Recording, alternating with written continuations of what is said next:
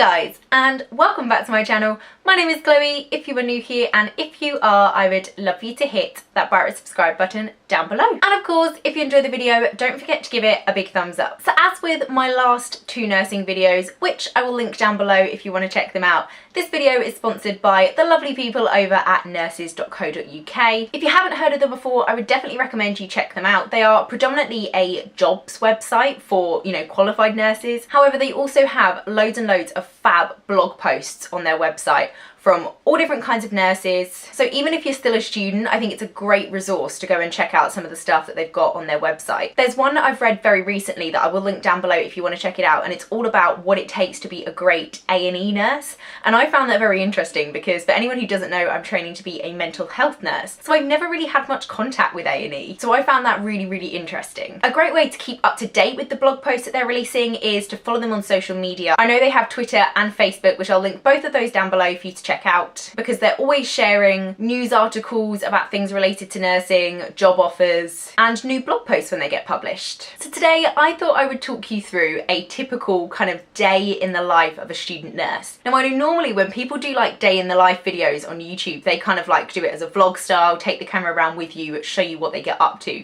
But obviously I can't really do that. I was going to do it when I was still at university, but to be honest with you, I think it would have been a very boring video because you would have just seen me going from one lecture to another. And obviously I can't do it when I'm on placement because of patient confidentiality. So instead I thought I'd just sit here and talk you through some of the typical things you will get up to in a day as a student nurse. Now obviously this is going to vary massively depending on whether you're currently at university or whether you're currently on placement, what kind of placement you're on. So I thought I'd try and cover a little bit of everything. Now obviously when you're at university, you're going to have loads of different things to do, from sort of big lectures where there might be sort of 200 of you in one room having a lecture. You will then also have some kind of seminar groups, which will be like smaller groups of people in more of like a classroom setting, and quite often that will follow on from a lecture. So you might have a lecture in the morning and then in the afternoon you might have a seminar group. You'll then do a few activities that will be based on the lecture that you've just had that morning. And of course another way that you learn as a student nurse is through simulations. So most universities that have nursing students will have kind of like simulation labs,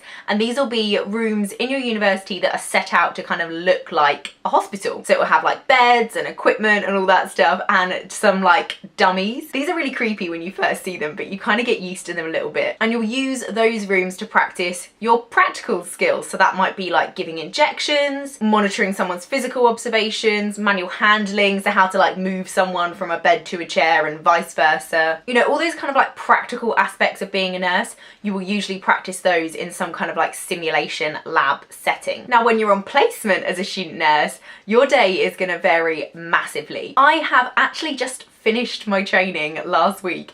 I still don't think it's quite sunk in that I'm basically a qualified nurse now. A qualified nurse, but not a registered nurse yet. Like all the paperwork hasn't been done, but I finished everything there is to do in order to qualify as a nurse. And I've had a really huge variety of placements. So my first ever placement was on an older adult challenging behaviours unit. So that had a lot of people with dementia that for some reason couldn't be managed in like a care home or in the community. So it normally meant that they had kind of quite complicated presentations. My next placement was then on a male acute ward. So that's a sort of generic mental health ward for men 18 to 65, and you will literally see every kind of mental illness possible on an acute ward. Then in my second year I had a CAMS inpatient placement, so that's child and adolescent mental health. It was a ward for 12 to 17-year-olds, and again you get quite a wide variety of presentations in CAMS units. I felt very lucky to have a CAMS placement actually, because there aren't a lot of CAMS units nationwide, so it was an incredible experience. My next placement was in a private male PQ. PQ stands for psychiatric intensive care unit, so it's somebody that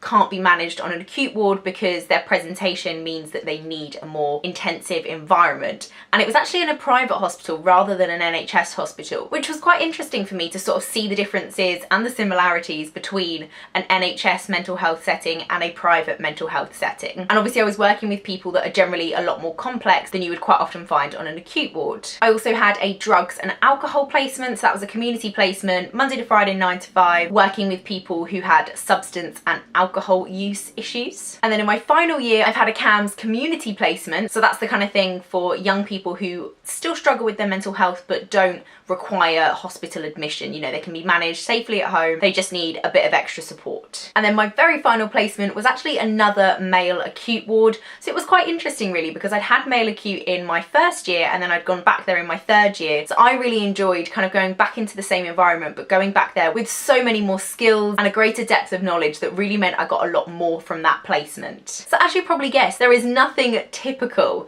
about a day as a student nurse because it can vary massively. But I thought I'd talk you through some of the activities that I would do on a typical shift in my most recent placement, because I feel like that is the most common type of placement that you will get, is acute wards. So generally the first thing that happens when you walk into a shift is you would have a handover. So someone from the previous shift will let you know kind of how each of the patients is doing. If you've got any new admissions, they might give you a brief summary of them, talk you through their risks. But it's just generally kind of letting you know, this is how Mr. Smith, let's say, has been for the last 24 hours or so, just so that you, coming onto this new shift, kind of know what to expect before you actually step out onto that floor. After that, the nurses will usually kind of organise the shift, so that might be going through the ward diary to see what things are happening that day, if anyone's got any appointments they need to attend, anything that staff need to escort them to, allocating different tasks to people, and just kind of generally sorting yourself out, working out what needs to be done during that shift. And then it would be breakfast time, which is a protected time. So that normally means that where possible, there is no staff in the office, everyone's kind of out on the floor, interacting with patients, sitting with them while they're having their breakfast, having a chat, finding out how everyone is doing that morning. Next would be medication time. So as a student, you will always be supervised by a qualified member of staff while you're administering medication. And actually in some trusts, like the trust that I trained in, you always need 2 members of staff to administer medication. So even if they're 2 qualified staff, they would do it together. And then obviously if you're there as a student, it would be 1 student and a qualified member of staff, which I actually find quite reassuring, to be honest with you, because sometimes the ward is quite chaotic, there's lots of things going on whilst you're trying to administer medication. So it's quite nice just knowing that you've got somebody to double check things with and make sure that everyone is getting exactly what they need.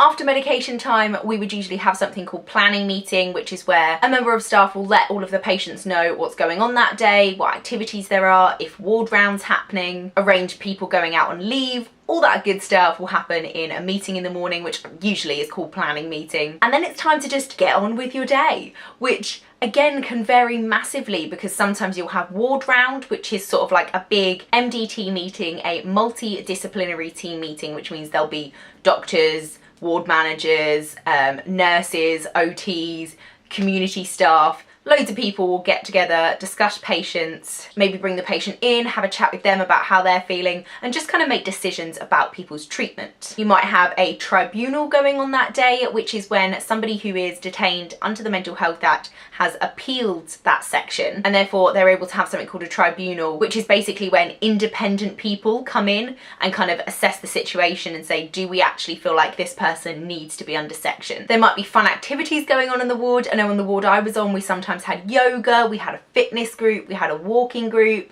there were like food preparation groups, so you can get involved in those. You might have care plans to do, which involves sitting down with patients, discussing with them what kind of care they feel they'll need while they're on the ward, what kind of care we think they need, and just kind of working collaboratively together to work out a plan for someone's admission. There might be paperwork that needs updating, which definitely isn't the highlight of being a nurse, but unfortunately it is a very important part of it. So that normally involves things like risk assessments, making sure everything to do with the Mental Health Act is up to date, all of that good stuff. So yeah, essentially you can summarise this day in the life of a student nurse video by saying there is no such thing as a typical day of a student nurse. You never know what's coming at you. The only thing that is guaranteed as a student nurse is that you are going to have fun things like this to fill in. I've just popped sticky notes on the front to cover up my personal information, but this one is my practice assessment document. So this is something that you need to get filled in almost on a daily basis really. And then this one is your ongoing achievement record. These are going to vary slightly from university to university, but they're all going to be pretty similar. So this one, the ongoing achievement record, you only need to get filled in once at the very end of your placement. And essentially the point of this is just to confirm that you finished the placement. Again, I can't really show you inside this because it's got a lot of personal information from like mentors and nurses that I've worked with. And obviously I wouldn't want to share their names without permission. But essentially at the top top you just write in sort of what the placement was, how many hours you were there, when you started, when you finished. Then there's a little box for your mentor, which is someone that will support you when you're on the ward, to write your strengths and areas for further development, so stuff that you can work on in your next placement. And then it's just a few tick boxes and a signature. So just to essentially say they've done the placement, this is kind of a summary of the placement, all on one page. And then at the very back is the page that I got signed off the other day. And again, I've had to cover up the personal information, but this is the final thing that you will get signed off at the very end of your training. So this just says, this is to certify that student nurse Chloe has been assessed as fit to practice safely and effectively without supervision and practices at the level of competence required for entry onto the Nursing and Midwifery Council Register for the United Kingdom. And then obviously it's just signed and dated by my mentor, which is the last lady that I worked with on my final placement. So that isn't something you need to worry about too much, because that you only really need to look at the end of your placement. But this one is something that you have to work on throughout your placement. You will have something known as an initial interview. So this is where you need to kind of identify what you want to learn on this placement. Then you and your mentor will kind of agree how you're going to do it. So if you really want to, I don't know, be involved in a tribunal, they will then try and work out, okay, identify a tribunal, support you to write a report, arrange your schedule so that you can attend the tribunal, that kind of thing. So you just make a plan and then that's written down so it's confirmed. And then halfway through your placement, you will have a midpoint interview. So that is where essentially you just look at what you've already achieved. So you say, you know, I've learnt this, I've done this, this is what I've been doing. And then your mentor will write something about what you've done so far. And then you just identify what you want to do next. What do you want to do for the second half of your placement? So it's just, you know, these are the things that I want to learn from this placement, but I haven't had a chance to do them yet. How am I going to do them? And then at the very end of your placement, you'll have another interview, which is your final interview. And that will involve you just kind of like summarising the placement and working out what you want to take forward from it, what you need to learn in your next placement. Then there's a few other bits that you need to get done in the book. So you might be asked to get some feedback off a patient, which is always quite fun to do because it's really good to see yourself through someone else's eyes and kind of what they think you're doing well and what they think you need to do better at. Because it's all well and good your colleague telling you what you're good at and what you need to work on, but it's just really interesting to see that from a patient's perspective and what they think you should work on. And I always really enjoy getting feedback off patients. There's then space for reflection. So if I did something particularly interesting, I might write a little reflection on it about what I learnt. There's space for other staff that like aren't your mentors to write things down. So if you've worked with someone for a couple of days and you've done something particularly challenging with them, they might just want to write a little thing in your book saying, you know, Chloe was really great during this incident, etc, etc. You will then also have loads and loads of competencies to get signed off. So in this case, I had 87 this year to get signed off. And essentially it is just page after page after page of things that you need to know how to do, and your mentor will have to sign to say that you've demonstrated you can do that. And then finally, you also need to get your hours signed for, because your hours are really important when you're training to be a nurse. In order to join the NMC register, the Nursing and Midwifery Council Register, to be a registered nurse, you need to do 2,300 hours of clinical practice over the 3 years. So that's why it's really important to get all your hours signed, because that's what's going to actually enable you to actually get on the register to prove I've practiced enough to be qualified. So I think that's everything that I wanted to include in this video. If you have any questions about being a student nurse, I'm always happy to answer them. And I have actually done a previous Q&A with Nurses.co.uk all about training to be a nurse. So I'll link that up there and in the description box if you want to check that out. Don't forget to give the video a big thumbs up, subscribe, share this with anyone you think might find it helpful, and of course check out the links to Nurses.co.uk that I've popped in the description box for you, and I will see you again next time.